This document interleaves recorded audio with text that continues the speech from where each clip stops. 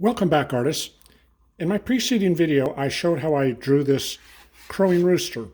I'll put a link to that video in the notes below. Now in this video, I'm going to paint in this rooster using my watercolors and my watercolor graphite. I'm going to start like I often do with my watercolor graphite and grab my dark areas to establish my values. I just want to block them in quickly and boldly and establish my lights and darks. All right, there we go. There's my darks established. Now let's come back in with my watercolors. I could really start with any light color. Let's start with the red up here.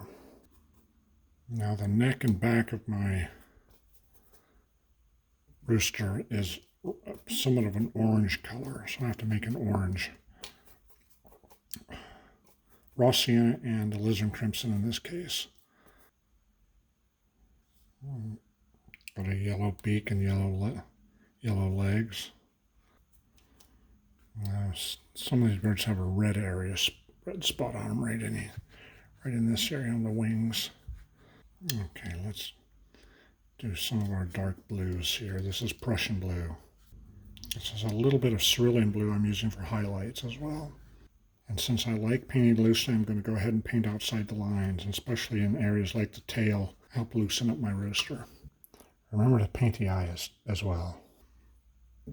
Okay, now let's finish out our background to give our piece a little bit of context. All right, there we go. There's my crowing rooster all painted in.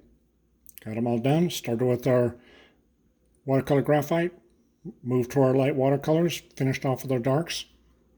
And that was really fun. Please give me a thumbs up. Please subscribe, and we'll see you on the next one. Thank you. Bye-bye.